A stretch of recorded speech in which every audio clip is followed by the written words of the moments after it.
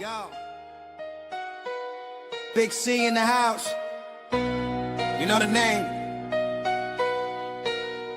Fin Posse Podcast. Changing the game. Fins up high.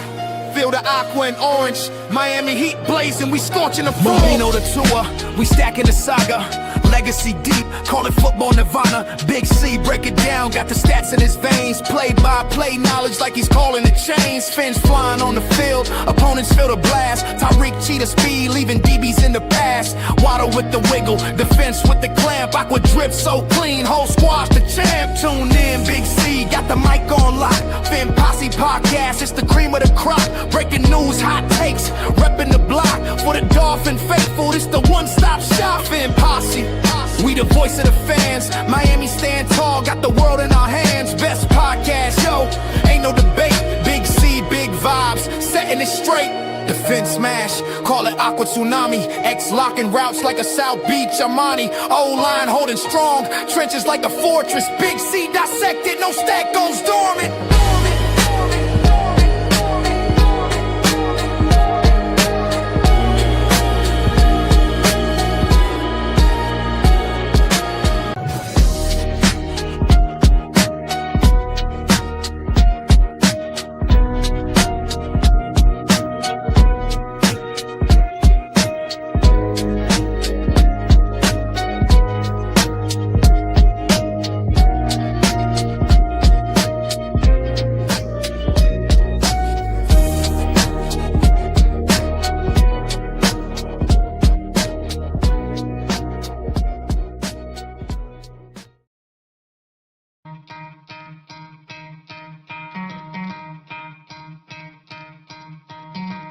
Try to play, but you're never gonna beat me. Look the other way, what I'm doing ain't easy. Bloody hands stained from the people who deceive me. Muddy hands break through the chains, go free me. Looking for change, looking for pain. Pulling a mob, pushing a train. I'll never stop, stick to a lane. Pick up the pieces and go rearrange.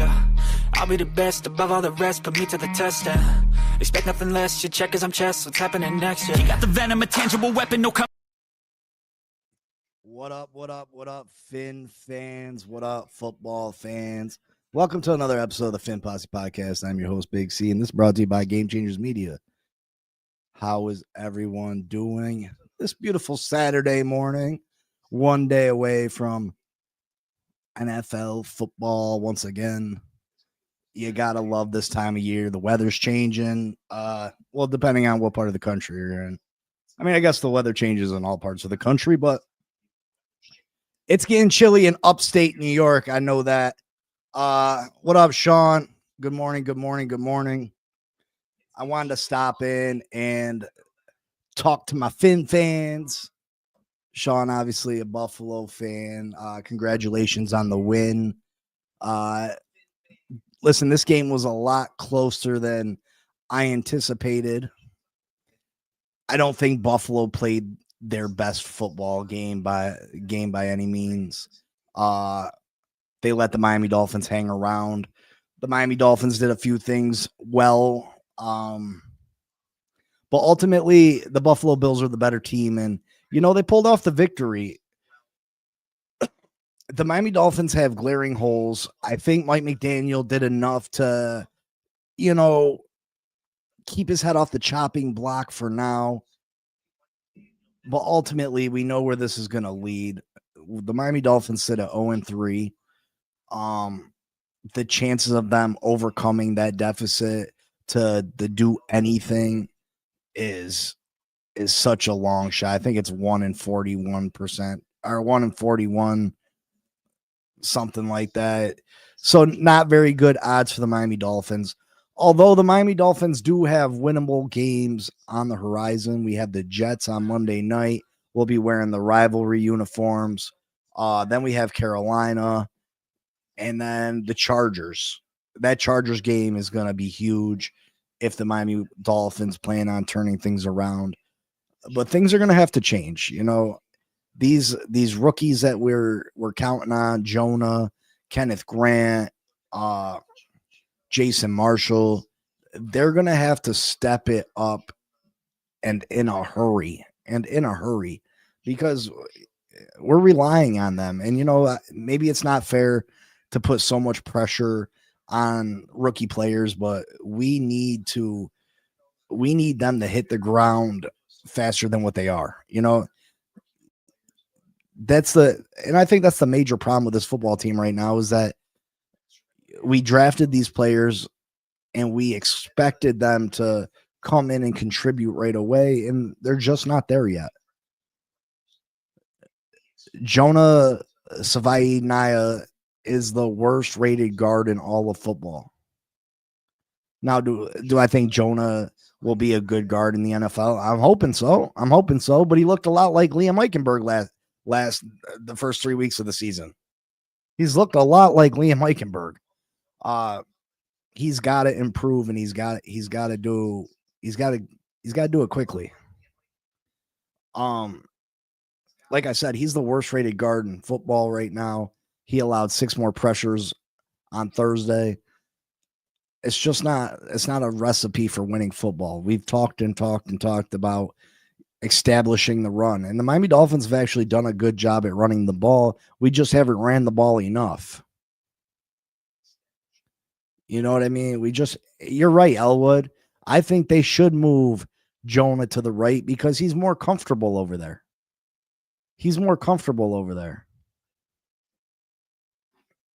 Now, I don't know where Daniel Brunskill's more comfortable, or Larry Borum, or Keon Smith. I don't know what their natural position is.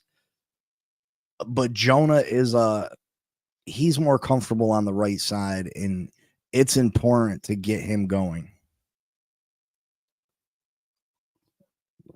And hopefully it would add some stability. You know what I mean? Right now, the left side of the line is clearly better than the right side, even though Jonah is the worst rated guard. Because, I mean, you have Keon Smith, you got Larry Borum. Never played left guard before this year. Yeah, I mean, and what do you expect if you've never played left guard before? It's not as easy as a transition as people might think. People think, oh, you're just up there, you're blocking. No, I mean, your footwork's different. Your technique is different.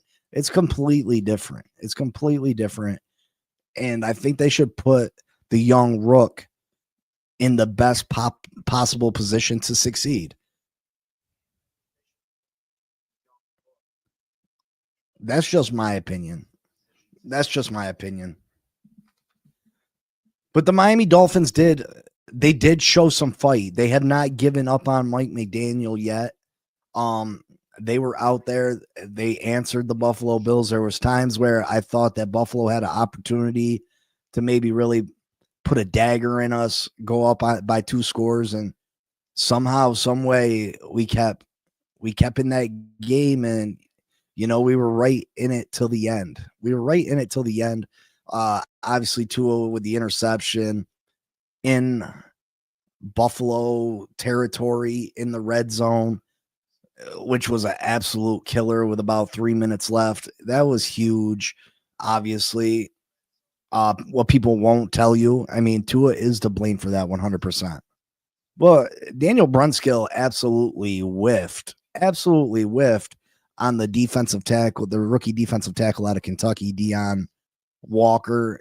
Deion Walker is his name, right? Absolutely whiffed on him. He was charging down to his throat. You know what I mean? I don't understand why we didn't run the ball in that situation. It was first down. I think we should have just pounded Ali Gordon, to be honest. Why are we throwing the ball? Do we really want to leave Josh Allen 3 minutes left? Do we really want to do that anyway? What if we got in the end zone? We're going to leave Josh Allen 3 minutes to drive down the field? No, run the football. Eat as much clock as you can. Maybe get them to start using their timeouts. I think they had used one timeout way earlier in the half already. What's up, NFL Reality Check? What's up? Good morning. But the Dolphins, the Dolphins performed better than I thought they were gonna. They definitely did. They showed some fight. honestly, I was a little bit surprised. I thought that these Buffalo Bills were going to blow them out. I really did. We're down on our luck right now. We have a depleted secondary. I thought Josh Allen would be able to take advantage of that. Although I don't love Buffalo's wide receivers, they got some decent weapons. Their tight ends are okay. Shakir's a decent wide receiver. Coleman's still young. But no one that really scares you, you know what I mean? But Josh Allen is so great that I thought that they'd try to take advantage, you know what I mean? Especially with Jason Marshall going down early in that game.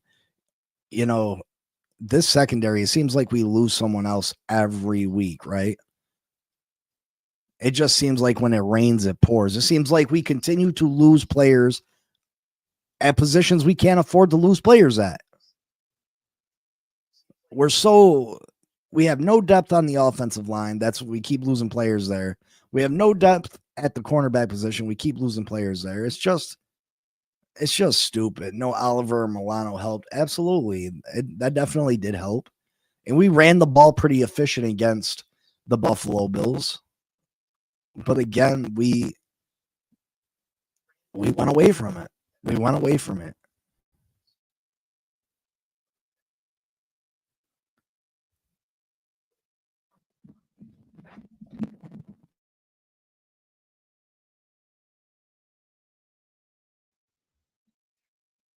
So now we're sitting at 0-3, but let's take a look at some of the stats from this game.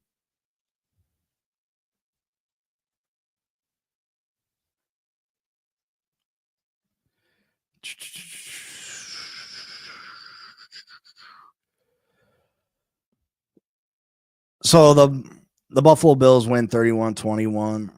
Miami went up early thanks to a great punt return to open the game by D. Estridge. Buffalo answered.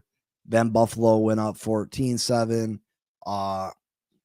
They had an opportunity to go up 17-7, but a missed field goal kept us alive. We went down, scored a touchdown, tied it up. We went into the third quarter. Buffalo went up 21-14. We then tied the game 21-21. After our defense finally got it going a little bit, we forced a couple punts finally. And then scored 21-21. 10 minutes left to go in the game. Fourth down. We're forcing them to punt. Zach Sealer roughing the kicker, giving the Buffalo Bills a new set of downs. And that the writing was on the wall at that point, right? The writing was on the wall at that point. Buffalo drove down the rest of the way, scored a touchdown. We were down 7. But the Miami Dolphins kept fighting, drove the ball down the field, got into the red zone, and then 1st and 10 with about 3 minutes left. Tua does what Tua does. You know what I mean? Tua makes the mistake. The moment is too big for him, and he throws the interception. Again, I don't love the play call. I absolutely believe that we should have been running the ball in that situation. But if we didn't get the roughing the kicker, that interception, I mean, it was a bad interception, don't get me wrong. It was devastating. But the game would have been tied instead of us down 7.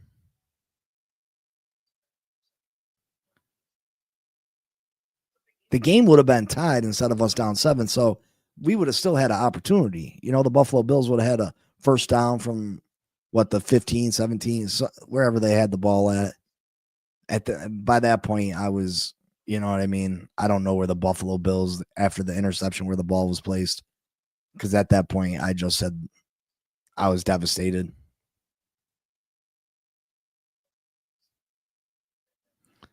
Yeah, Elwood, I was definitely excited. I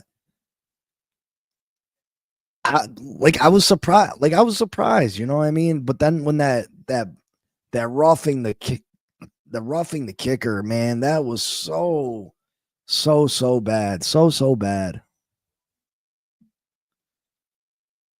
So bad. Let's take a look at some of these game stats. Josh Allen, 22 of 28, 213 yards, 3 touchdowns. Josh Allen's super efficient. I didn't think he looked overly great, though. Those are great numbers. 22 of 28, 213 yards, 3 touchdowns. Those are great numbers, but he was efficient, but I didn't think he looked great. Cook looked really good, especially in the first half. Second half, we kind of held him in check. He ran 19 times, 108 yards, 5.7 yards a carry, and a touchdown. Josh Allen ran it another 4 times for 25 yards. Kincaid, the tight end. Tight ends have been a thorn in our side forever. 5 catches, 66 yards, and a touchdown. Shakir, 4 catches, 46 yards, and a touchdown. And Hawes, the rookie tight end, he had 1 catch, 5 yards. First catch of his career goes for a touchdown. And then you got the Miami Dolphins, 22 of 34 for Tua, 146 yards, 2 touchdowns, and that devastating interception. Devon Achane, 12 carries, 62 yards, 5.2 yards a carry, but only 12 carries.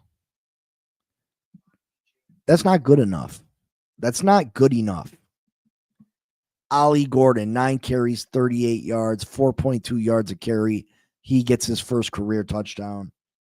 Listen, 9 carries, 38 yards. That's not, oh my God, look at that. But the things that he did in this football game are things that we've been desperately looking for the last few years. And we'll get into that more in a minute. Malik Washington, 2 carries, 20 yards, 10 yards a carry. And Tua even had a couple rushes. He got down, slid, did not put himself in danger. He had 2 carries for 10 yards. Receiving, Tyreek Hill, 5 catches, 49 yards, and a touchdown. Waddle, 5 catches, 39 yards, and a touchdown. Achane, 7 catches, only 29 yards. 29 yards on 7 catches. Again, 7 catches, 29 yards. That is a result of throwing the ball behind the line of scrimmage, at the line of scrimmage, constantly, to the point where the defense knows exactly what you're going to do, and they can zero in on Devon Achane, and he's not able to get anywhere. He's not able to do anything. Tua, 11 of his 22 completions were behind the line of scrimmage. Tell me how that's a winning recipe for football. Tell me how that's a winning recipe. 11 of 22 completions are behind the line of scrimmage.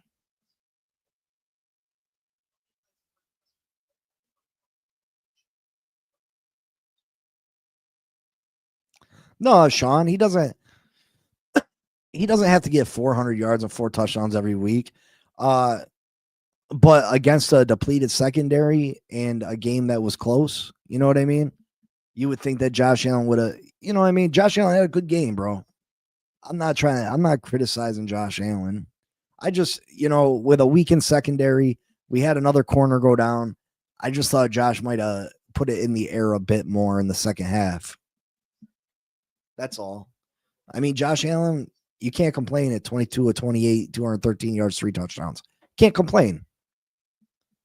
I'm just saying, like, I thought he would do a little bit more considering the circumstances.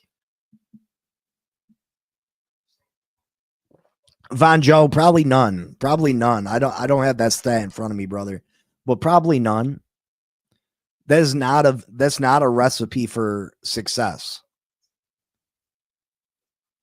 Especially when the defense knows it's coming. They know it's coming. They're zeroing in. They're watching Achane and they see him creeping out to the edge, and they're zeroing in on it. So then we're setting ourselves up 2nd and 13, 2nd and 14. You know what I mean? Like, That's a disaster. Absolute disaster.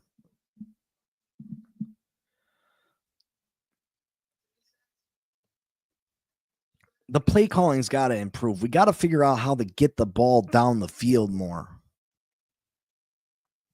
And I know that the offensive line hasn't been great. But we've had the offensive line not be great here and still figured out how to get the ball. And I'm not talking about 30, 40-yard passes, but we gotta move forward instead of sideways. We gotta go forward instead of sideways. Everything gotta be going forward. A gain of 2 is better than a gain of 0 or minus yards. Total yards, the Miami Dolphins had 276, Buffalo 360, passing 146 for the Dolphins, 203 for the Bills, 130 rushing for the Dolphins, 157 for the Bills. Again, we just did not run the ball enough. Yards per play, the Dolphins 4.7, the Bills 6.3. First downs, the Dolphins had 19, the Bills had 23. Third down efficiency, Dolphins 10 of 15, Bills 6 of 11. Would it surprise you if I told you that the Miami Dolphins have the highest third down percentage as far as efficiency in the NFL? An 0-3 team has the highest efficiency on third down in the NFL. That just shows you how badly this defense is played. Fourth down efficiency, Miami was 1 for 1. Buffalo didn't attempt one. Total plays, Dolphins 59, Bills 57. Sacks allowed, Bills allowed 2 sacks. Miami allowed no sacks. Miami had 4 punts, Buffalo 2. Sorry, my eyes are bad. I can't see. Miami had 6 penalties for 57 yards, Buffalo 3 for 25 or 35. Fumbles lost. Neither team had a fumble lost. And time of possession was, it favored the Bills just by a minute or so. So not bad there.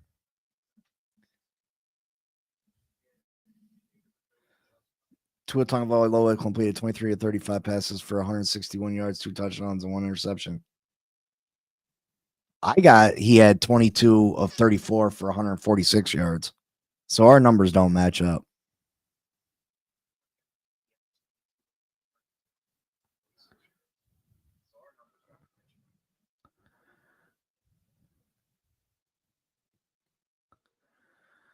Joe Kerr says differences. Tua throws a bunch of screens because he has to. Allen did it because they were staying with us.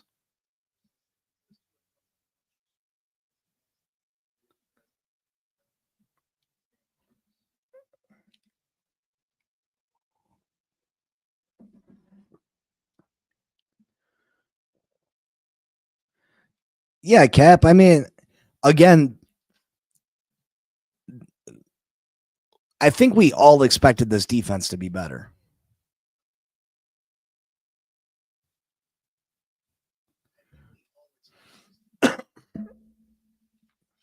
Defense is trash, but we're averaging 16 to 17 points on offense. Every offensive drive that Bills game was either a touchdown or a 3 and out for us. The numbers don't match up.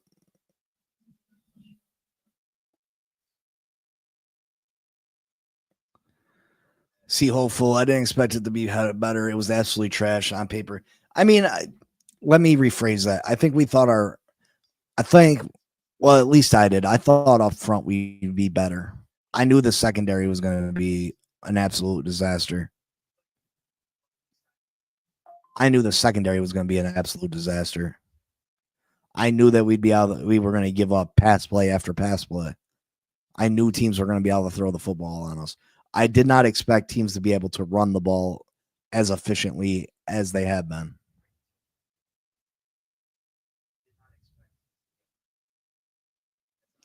I agree, but we're not stopping the run whatsoever. That us not bringing Calais Campbell back is huge. Big C, you got to remember we got a top 3 line. Yeah, but look at what Look what New England did to us. Look what Indianapolis did to us. It wasn't just Buffalo. It's not just Buffalo. I mean, New England ran the ball at will. Indy ran the ball at will. So it's not just Buffalo. Big C, where do the Finns go from here? Because I don't see y'all sit to or trade him either. Lino, great. Listen, I don't know where we go from here. That's the thing. That contract is so atrocious. The only outcome that's possible, we can't release Tua Tagovailoa. We can't release him. I think he's due $54 million guaranteed next year, something like that. The only chance we have for moving on from Tua next year is trading Tua for a seventh round pick, maybe, and eating a huge portion of the contract. That's the only opportunity we have to get out of it.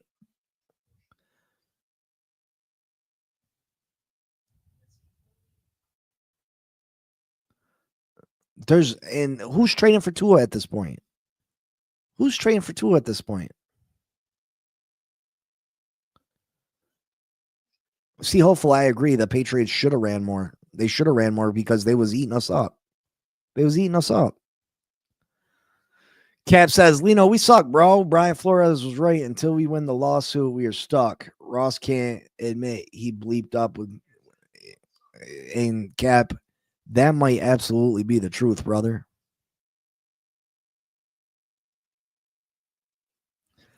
Let's eat that contract. We don't need the cap. We need a quarterback. And see, hopeful, I think Tua's going to win. He's going to win some games. So if this team's really about the rebuild, really about moving on from Tua Tagovailoa, maybe they should sit Tua.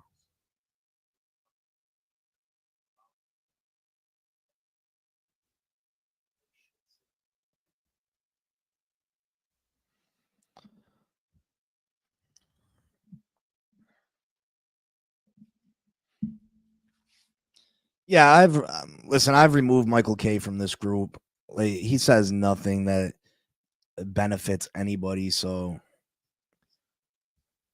I can deal with the banter, but when it's just constant negative, calling me out my name constantly, I'm not going to continue to put up with that. You know what I mean?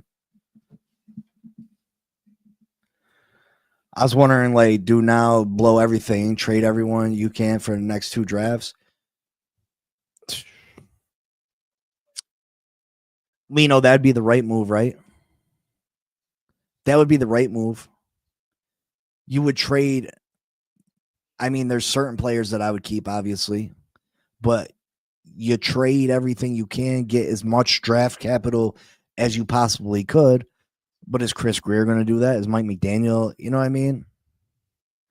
Both of those guys would have to be fired first because the writing would be on the wall that they're moving on from them. So you have to fire them at first. But that'd be the smart thing to do. Trade every positive asset you have. Get as much draft capital as you can. Figure out who you trust to build this football team for the future. And that's the way you should go. Cap, Michael K and me have talked on the phone. He is a decent guy on the phone. I just can't stop. Like, he has nothing positive to say. Nothing.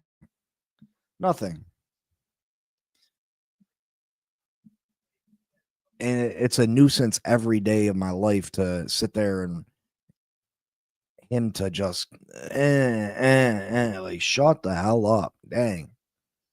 I don't do this. I don't get paid to do this. I do this for fun, and he makes it not fun.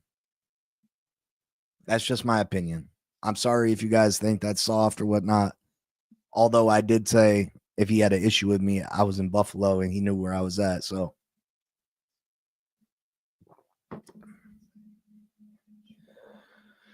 this defense is built for a pass rush. Without a lead, we can't get the pass rush going. Offense is supposed to lead us.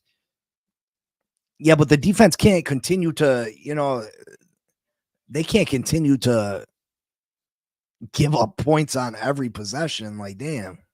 Like, how many times have we, in 3 games, how many times we had the opponent's punt? 4, 5?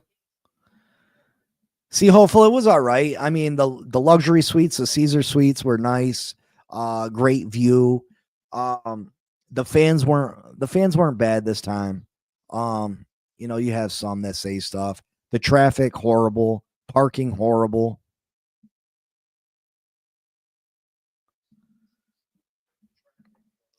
Cap, the sad thing about him is that you've never won anything. Have some, you know what I mean? The Bills got some division titles. Sorry, Sean. But it is what it is. Yeah, you got a good football team. And I constantly say the Bills got a good football team. I talk very highly of Josh Allen. I talk very highly of the Buffalo Bills. I don't like to. You don't recommend Buffalo for vacation? No, I wouldn't go that far, brother. I wouldn't go that far. I wouldn't go that far. I mean, I don't, if you want to go see Niagara Falls, I guess, but nah. It's a beautiful countryside type deal. You know what I mean? Like the tree, autumn, it's beautiful. The trees changing colors. It's a beautiful, Lake Erie's beautiful. But as far as, or if you want snow, my Uncle Larry lives right down the street from Lake Erie. And a couple of years ago, in 1 month, he had 14 feet of snow. 14 feet of snow. Sean, you let me know. You know what I mean? I live in Elmira.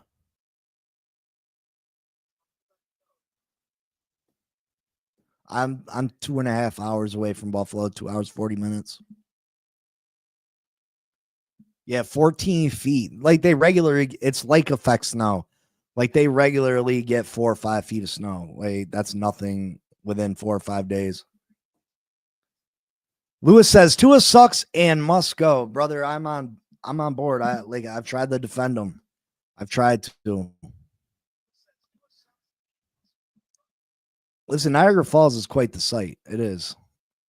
It is. And the fact that people have gone over the falls is absolutely insane. Like people have gone over the falls and burning barrels and everything else. Absolutely insane. Lewis, what do the Miami Dolphins do with this contract, brother? What do they do with the contract? Because we're in contract hell with Tua Tagovailoa.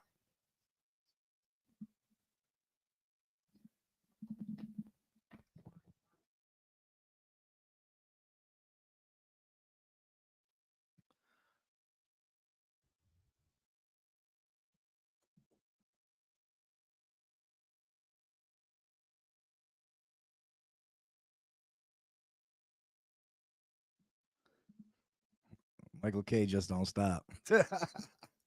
Blocked again. Uncle Larry gonna troll us too. Oh, I heard it when I got back to his house. I heard it when I got back to his house. That's why I said I got some Buffalo fan. Like I can take the shit talk. You know what I mean? But if you can't ever say anything positive, there's nothing positive that comes out that man's mouth. That's why he's got 37 different accounts. I don't care. You're going to have to keep making them. I felt bad the first time I blocked him. I don't feel bad no more. Like I said, I do this for fun. He makes it unfun. All right, so the good, the bad, and the ugly. Let's start out with the bad. The bad, Zach Sealer was bad. Mostly the running into the punter. And, listen, things happen. I love the effort.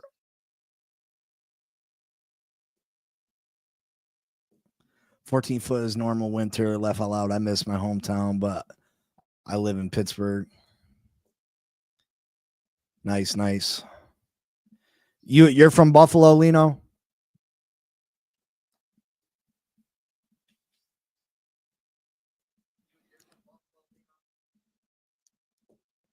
Yeah, my Uncle Larry lives in Angola on Beach Road, right down the street from the beach. Uh I had some good food from a little diner called Aunt Millie's. You know Aunt Millie's, Lino?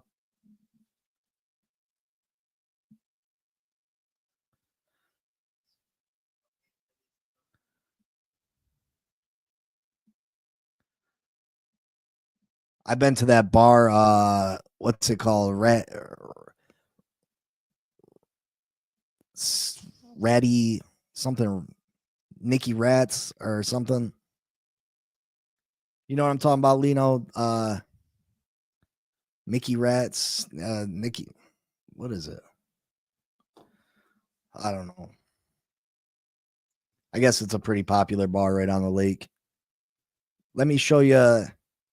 I didn't take a lot of pictures. I had no service. I tried to go live, but let me show you. The view was awesome. That was our view from our seats. Absolutely beautiful. We were indoors, which kind of took away from the experience of football. You didn't get that feel from the fans. You know what I mean?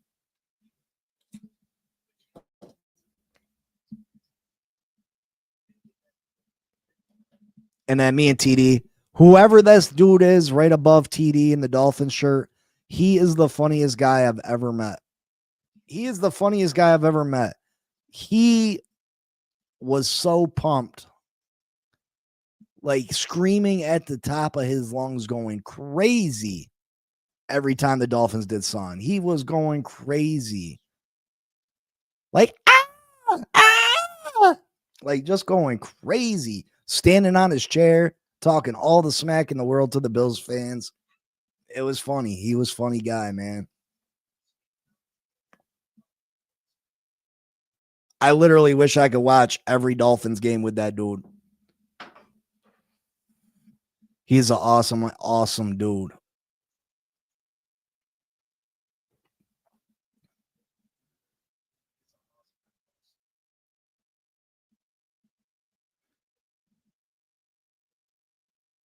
Nah, it's on the outside of it's on the outside of the city.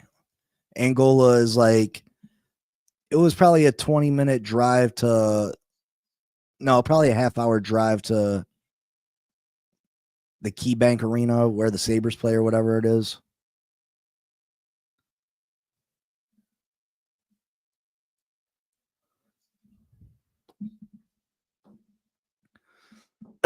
Yeah, but the bad. Zach Sealer, you know, I love the effort. He was trying to make a play. I think it was a bad time to try to get a block punt at that moment. Um, we should have just got the ball back. We should have just got the ball back. Um, but not just that. Not just that. He had, let me see. He had 26 pass rush attempts, 0 pressures in this game. Through 3 games so far, Zach Sealer has yet to record a tackle for loss or a sack. This is a guy we just gave a contract extension to. This is a guy that has back-to-back 10-sack seasons. This is a guy that we're expecting more from. Now, I do think they got him playing out of position. I think they're using him more as a nose tackle, and he's not a nose tackle. So I think he's playing out of position a lot of the time. So all the blame's not on Zach Sealer, but Zach Sealer has definitely not been a bright spot on this football team so far. More bad, or the ugly. Jonah Savai Naya. Jonah is the lowest rated guard in the NFL. He allowed 6 more pressures on Thursday night. If it makes you feel any better, Keon Smith is the second lowest rated guard in the NFL. He was benched at halftime. His replacement, Daniel Brentskill, was the guy they allowed the pressure on Tua Tagovailoa on the game sealing interception. This offensive line has been atrocious at the guard position and the right tackle spot. Absolutely terrible. Terrible. And then the more of the bad or the ugly, whatever you want to call it, I'm going to mix in Mike McDaniel, Tua Tagovailoa. Listen, Tua didn't play horrible. He didn't play horrible, but the mixture of checkdowns, the mixture of calling these screenplays, Mike McDaniel abandoning the run, just not good. Like I said, 11 of his 22 passes were behind the line of scrimmage. 22 completions. 11 of his 22 completions were behind the line of scrimmage. That is a recipe for disaster, especially when the defense knows it's coming. They zero in on it. It causes us to be in second and long, third and long.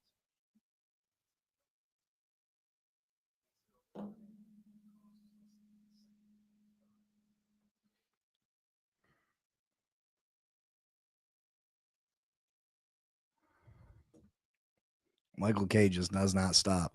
And I don't care if you say stuff bad about my team. I say stuff bad about my team. But I've never heard a positive word come out that guy's mouth. Except on the phone. On the phone, he's a decent human being.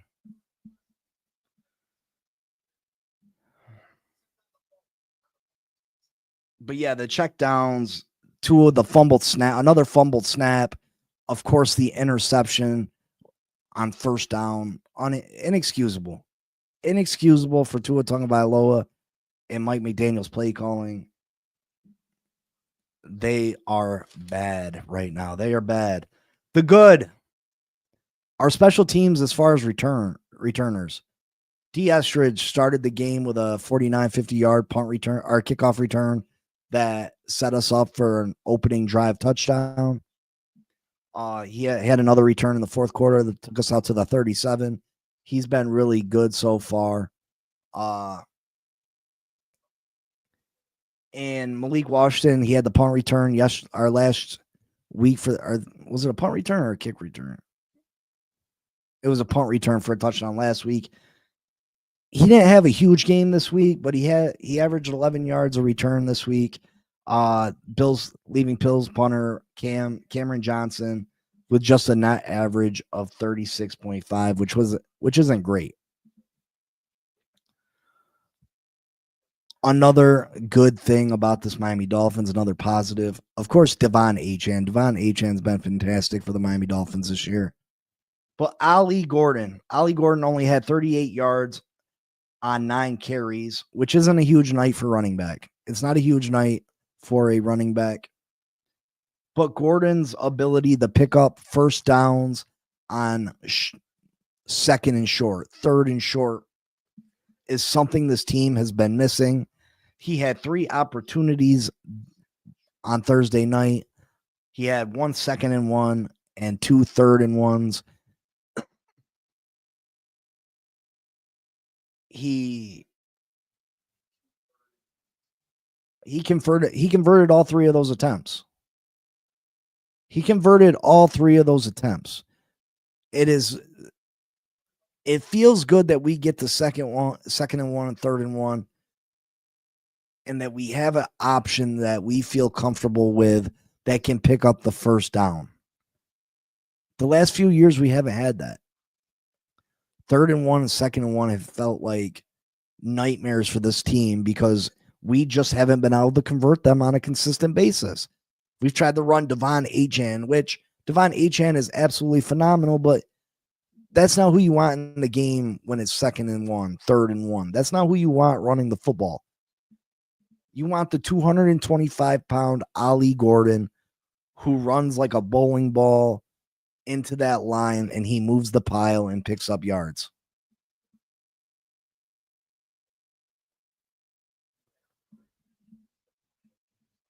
He also pushed his way in for his first career touchdown.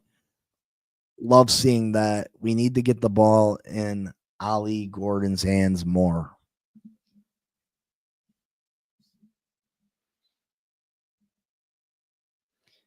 Cap, there's no explanation for it. I say that we should have been running the balls, should have been trying to eat the clock.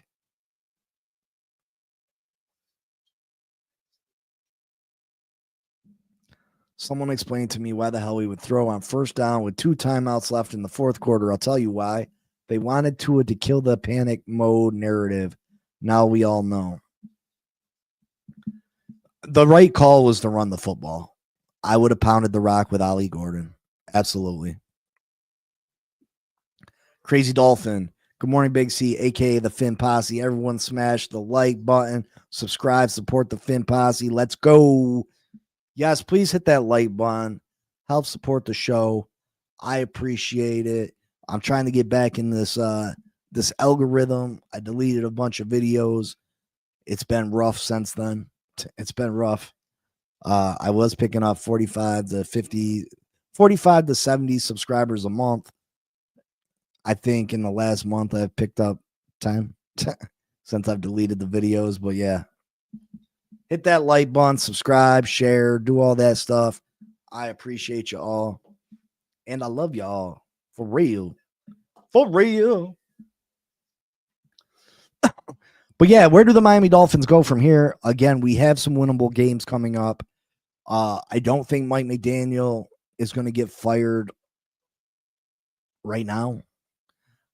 I think he's done enough possibly to save his job for now. If we would have got blown out by Buffalo, I think we'd be talking about a different story.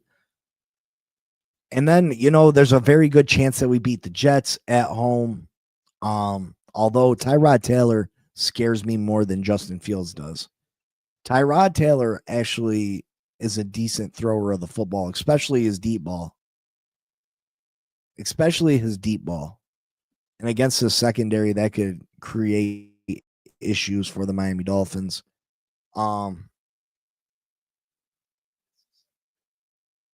Give me a handful of games with Ewers and McDaniel. The Jets don't look too bad. I mean, they're 0-3. Their quarterback's on the sideline. I mean, they played Pittsburgh tough. They got blown out by Buffalo. I mean, yeah, we'll see. I expect the Dolphins to be able to beat the Jets. But again, I expect the Dolphins to be able to beat the Colts. I expected the Dolphins to be able to beat New England. So nothing's given with this team. I wouldn't be surprised if the Jets win, I guess. If the Jets beat the Miami Dolphins Monday night in the rivalry jerseys at home, primetime football,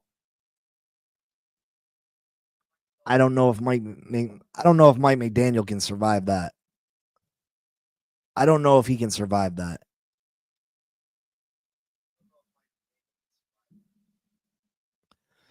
But we have the Jets. That's a winnable game. We have Carolina. That is a winnable game. Then I think we have the Chargers at home. Chargers have to travel all the way over here. The Chargers look like a really, really good football team. So that will, unless the Miami Dolphins turn it around, that's going to be a very, very, very difficult game for us to win. And I know we got Atlanta, blah, blah, blah. So far, the only positive things I can say right now is that at the end of the season, I'm not scared of Tyrod Taylor. I think Tyrod Taylor is a better quarterback than Justin Fields.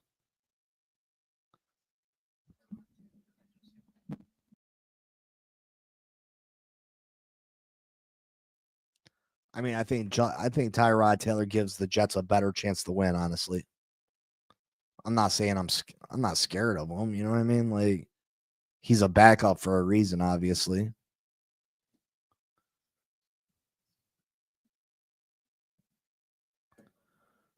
But yeah, the only positive thing I can say is that those games at the end of the year so far that we just thought were going to be absolute losses,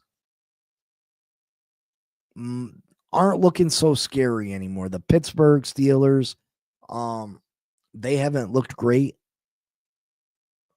The Cincinnati Bengals are going to be without Joe Burrow.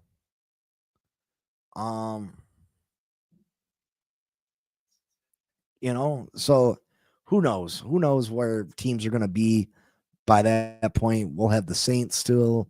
Do I think this team can turn it around? Listen, I'm not.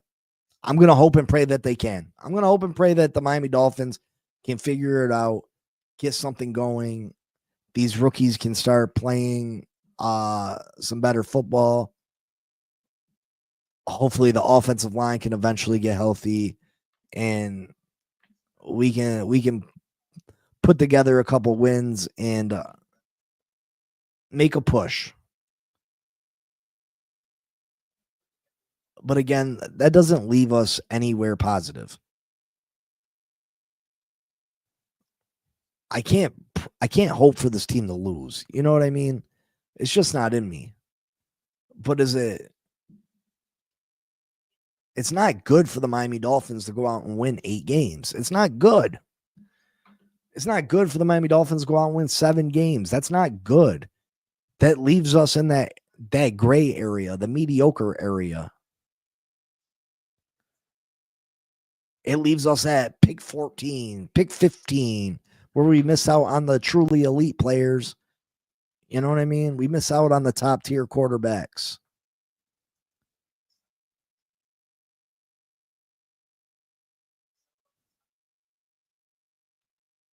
So, I mean, it would benefit us to win 3 games where we have an opportunity to maybe grab the top rated quarterback coming out or the top rated player at whatever position we choose to draft. But obviously, quarterback is the biggest need for this team.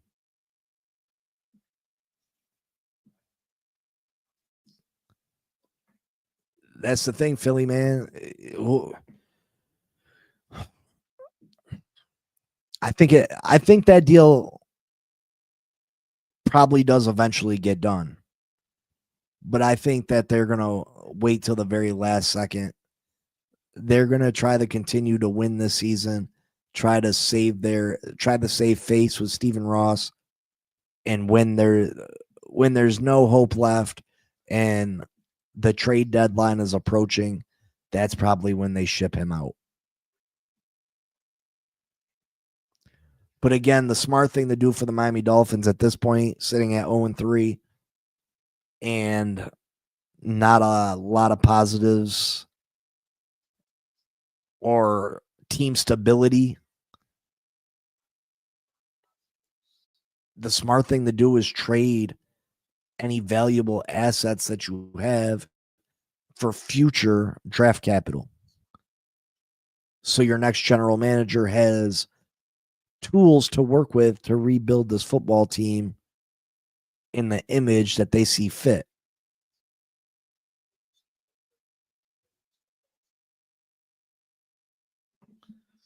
So it is what it is. I'm not real big into college football. I mean, I obviously, when the draft comes around, I study its players. I go back and watch game tape, but I'm not a huge college football guy, to be honest. I don't know. Sorry if that disappoints anybody. I'm just not a huge college football guy.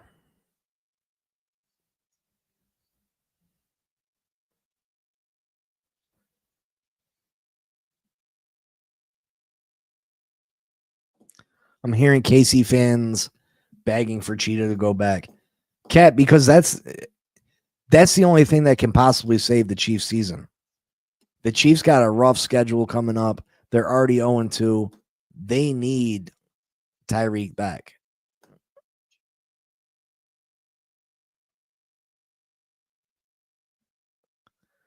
Michael K just does not give up.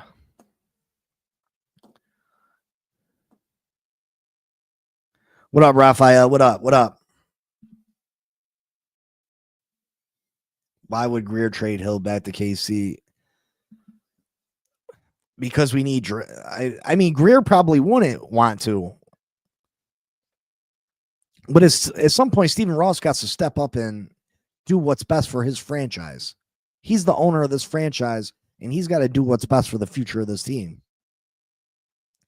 Tyreek Hill's not going to be here on that contract next year. And if we got a losing record with no chance of winning, I mean, I don't have a college football podcast. I mean, I'm just not a big college football guy. I watch it. I'm just not, you know what I mean? Like, I'm just not big into college football like that. I watch it. I'll watch the main games during the weekend and stuff, but I'm just not, you know what I mean? Oh my God, I gotta be there at 12 o'clock to catch it. I watch the highlights. I watch some games. I'm just not, you know what I mean? It is what it is. KC definitely needs Tyree. KC not a Super Bowl team. The Eagles took them out easily, and they didn't even play a great game. Yeah, I mean, I think Tyreek makes that offense completely different. And when they get Rice back, if they get Rice back, Tyreek, Worthy, with Kelsey, Pacheco, that would be a dangerous offense. With Pat Mahomes at quarterback, that's a scary offense, honestly.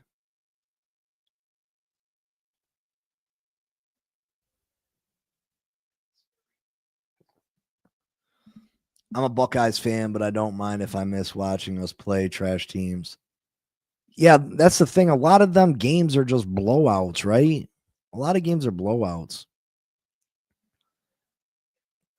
TFL 305. At some point, though, when does Stephen Ross relieve Greer of his duties?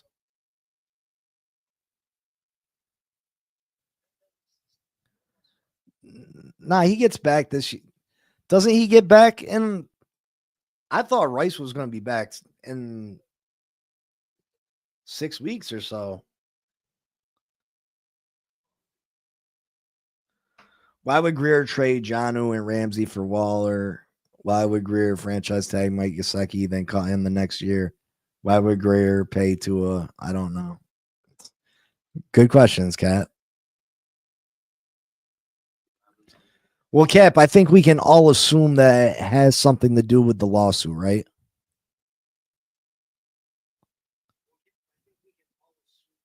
He's locked. Hold on.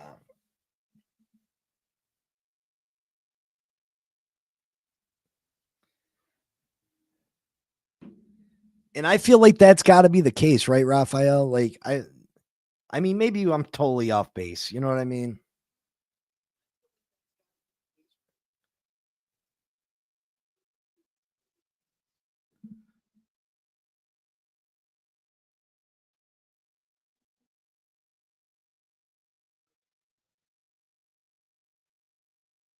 Is Rashee Rice coming back this year for Kansas City?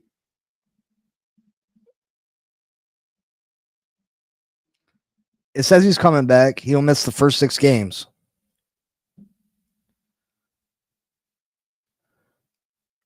He's only out for the first 6. I hope when Brian Flores wins his lawsuit, this team gets exactly. Don't hope that badness on us, brother. I know you're frustrated, Cat, but don't hope badness on this team because it's only going to be. Is there ramifications for the team or just Stephen Ross pocketbook?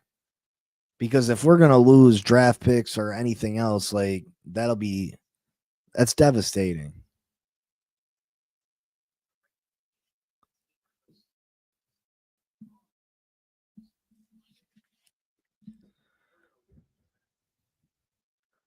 And listen, this might be unpopular, but screw Chris Greer. Or not Chris Greer. Screw him too, but screw Brian Flores. Brian Flores was not the answer for this team. Remember, Brian Flores wanted to trade for Deshaun Watson. And I'm not going to get into the was he a better coach than Mike McDaniel? Probably.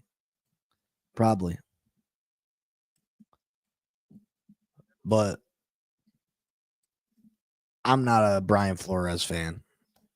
I think he's a shady dude myself. I think he's a shady dude. And maybe they did him dirty, but you know what I mean? I know we lost draft picks. Could we lose more though? Can we lose more if they find them guilty?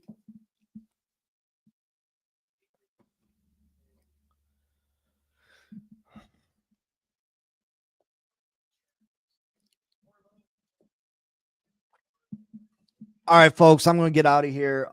Maybe I'll do a quick show tomorrow morning and do some picks along with some FanDuel stuff.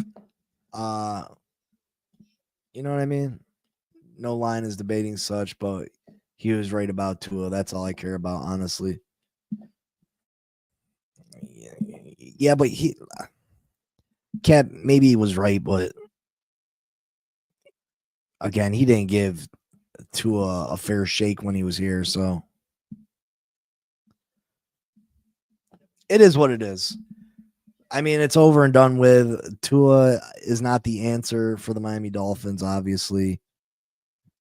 Has anybody seen Bonnie? I haven't seen her around. Is she mad that I'm not on the Tua train anymore? I haven't seen Bonnie lately. Anybody seen her? I hope she's not mad that I'm not on the Tua train anymore.